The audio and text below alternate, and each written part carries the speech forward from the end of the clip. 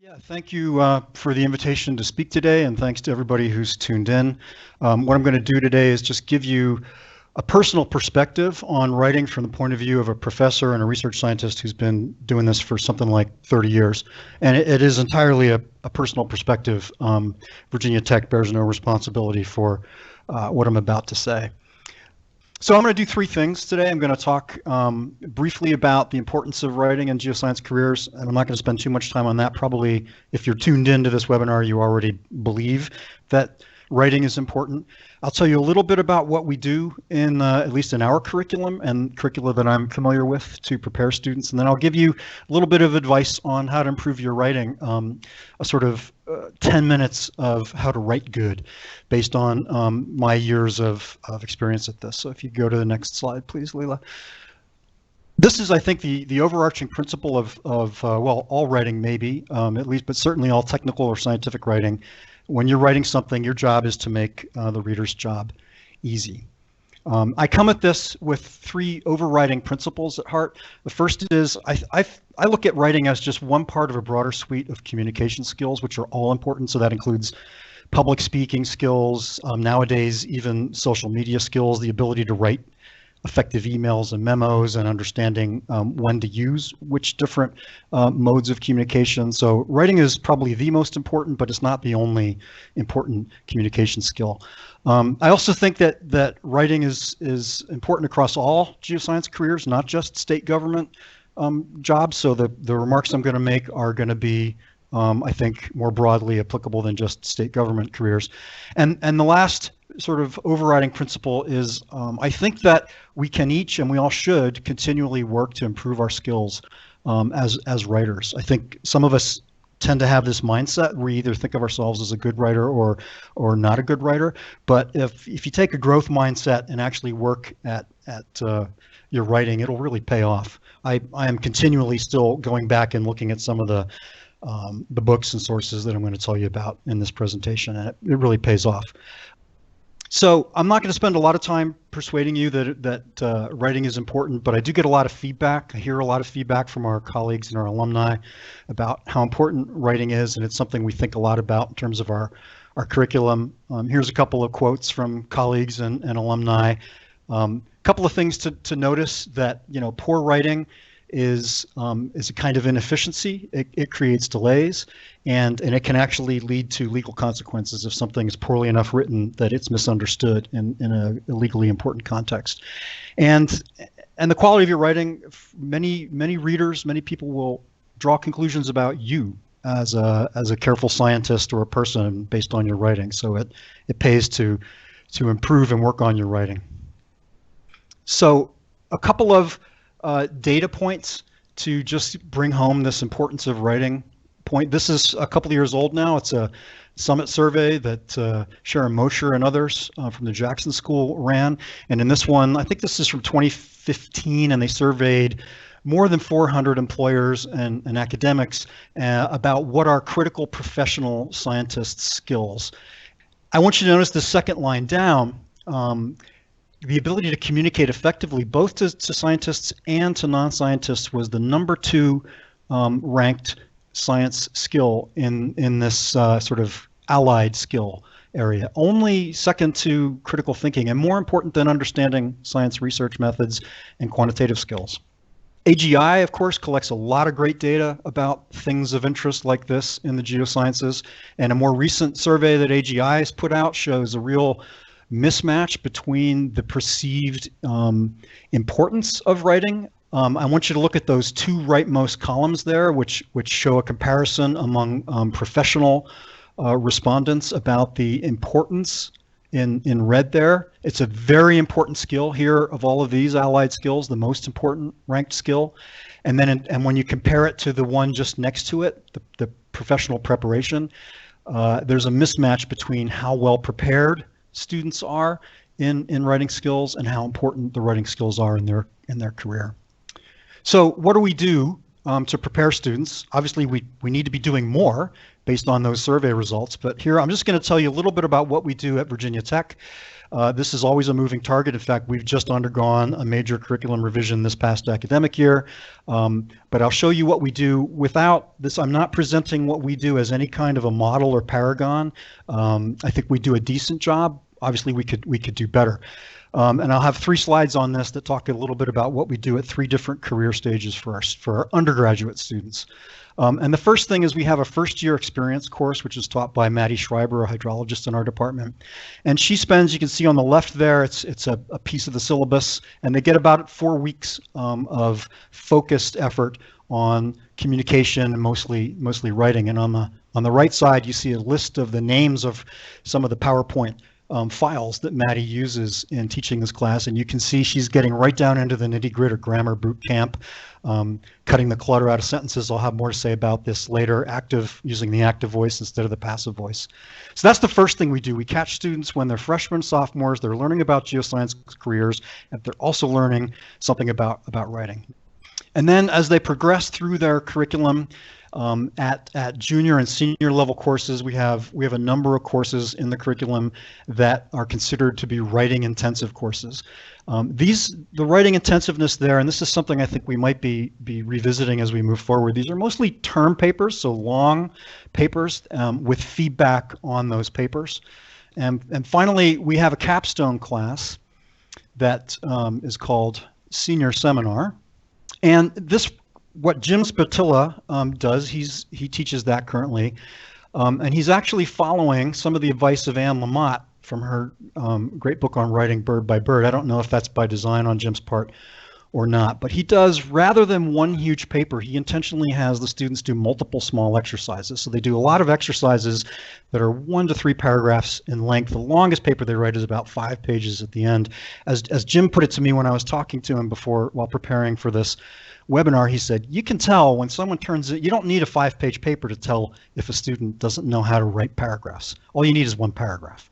So they do a lot of these exercises with feedback. This Anne Lamott's book, Bird by Bird, which I highly recommend, she actually says this, that you should be using short assignments as a way to polish your writing and get practice.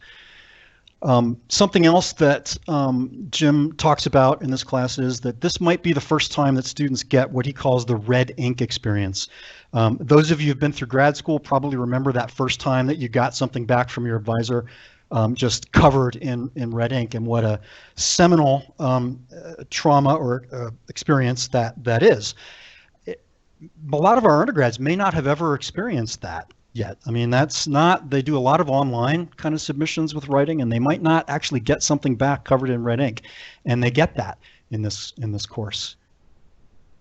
And this also accords with some of Anne Lamott's advice. She says in a chapter of her book is colorfully titled, I'll call it Crappy First Drafts. She doesn't use the word crappy, but I want to keep this safe for work. She says almost all writing begins with terrible first efforts. She's talking about professional writers here, novelists. You got to start by getting anything down on paper. A friend of hers says the first draft is the down draft, just get it down, and the second draft is the up draft, fix it up. And I think that one of the interesting things that Jim told me when we were talking about this is, I found this fascinating. He said that in his experience, grammar and spelling are getting better over time from the students, and he attributes that to all the tools that are built into, say, Microsoft Word that will, put the squiggly lines under misspelled words, or even now grammatically incorrect structures.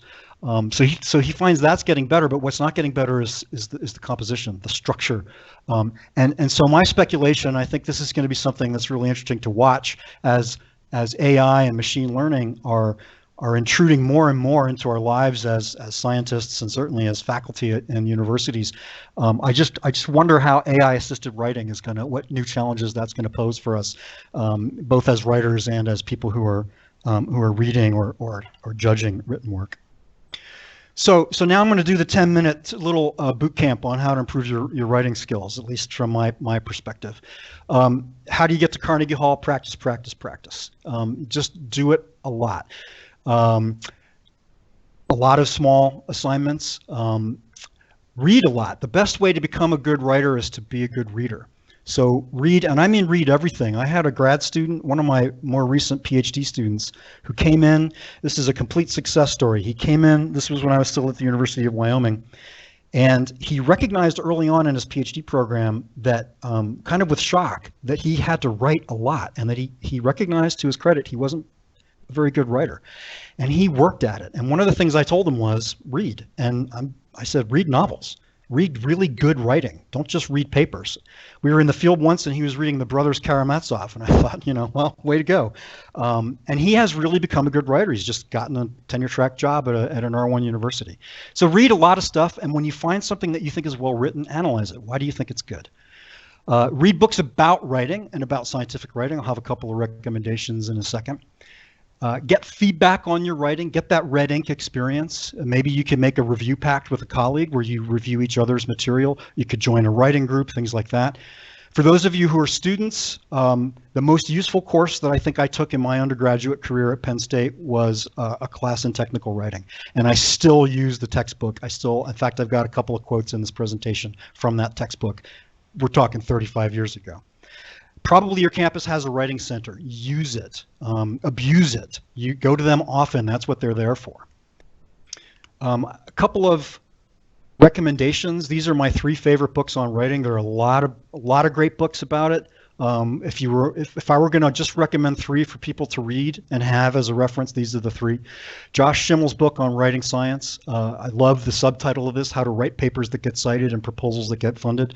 Maybe that doesn't completely apply to the state government jobs. It certainly applies to academic researchers. It's a very good book. He talks about writing for science and what's missing, and the reason that most scientific writing is less interesting than, say, novels is because we forget about story. And he analyzes scientific writing and has recommendations about how to think about story structure and to present your results with story in mind.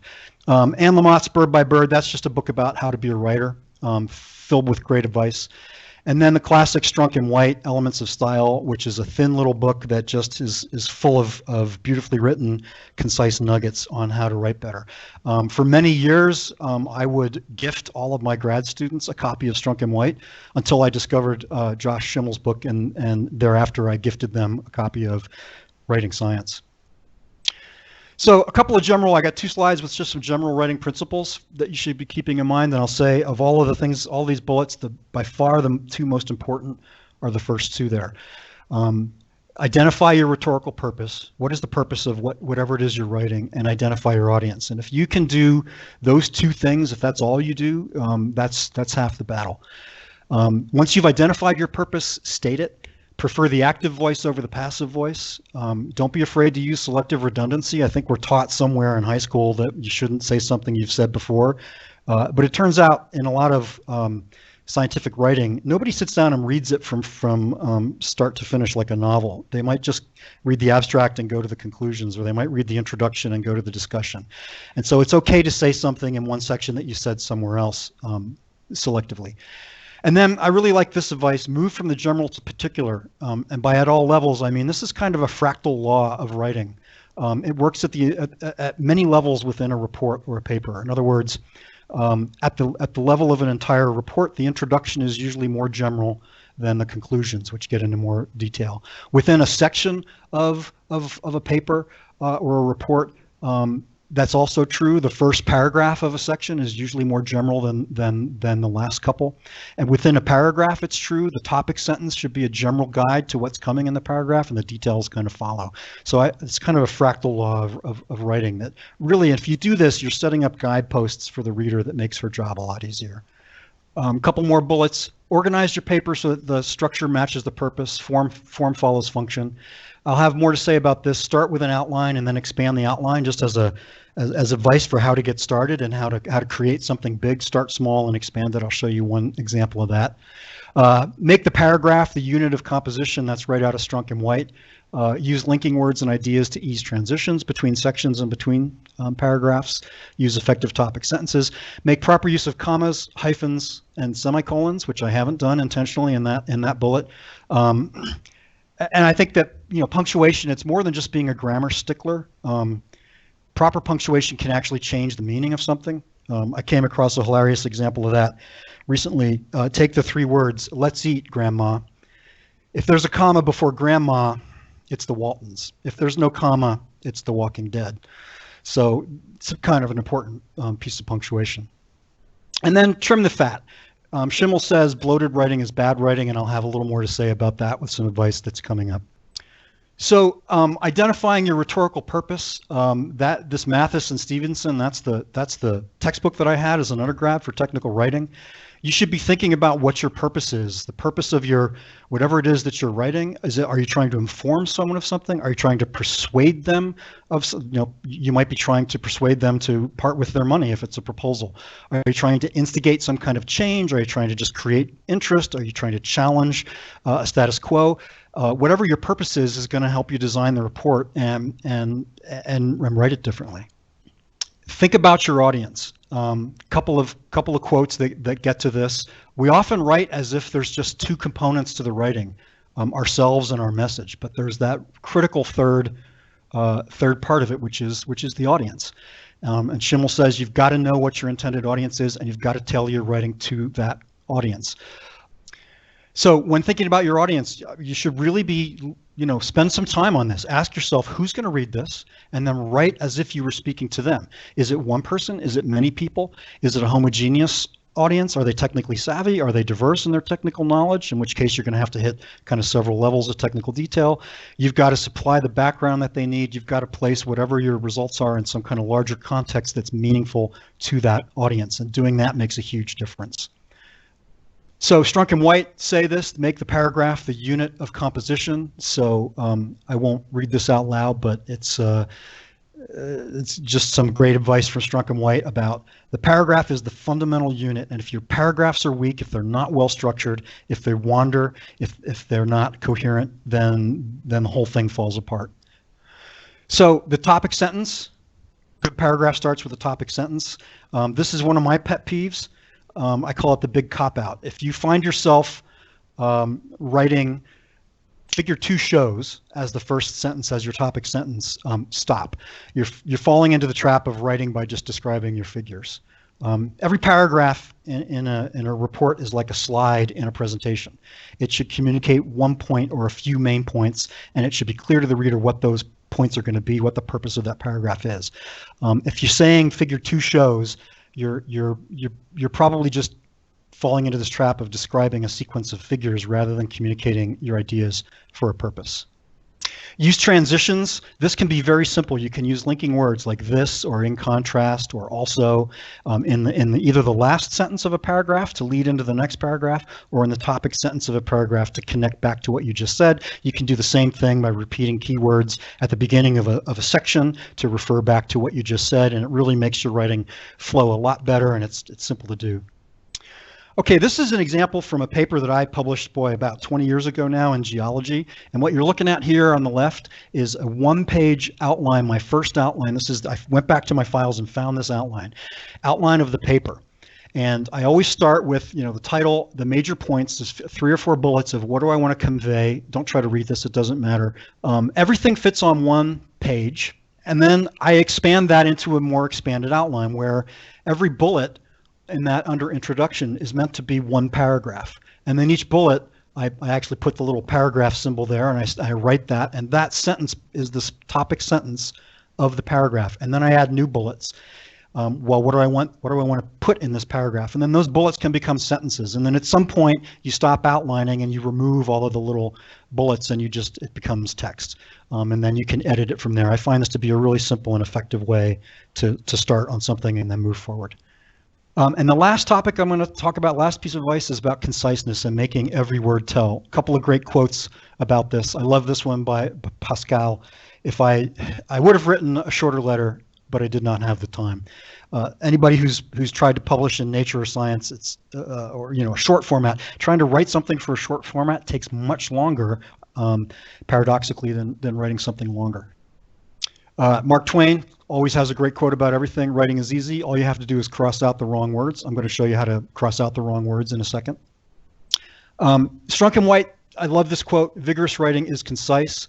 A sentence should contain no unnecessary words, a paragraph, no unnecessary sentences, for the same reason that a drawing should have no unnecessary lines, and a machine, no unnecessary parts. And I was recently reading a book that my daughter has. She's thinking about going to art school, and she has this nice little book called 101 Things to Learn in Art School.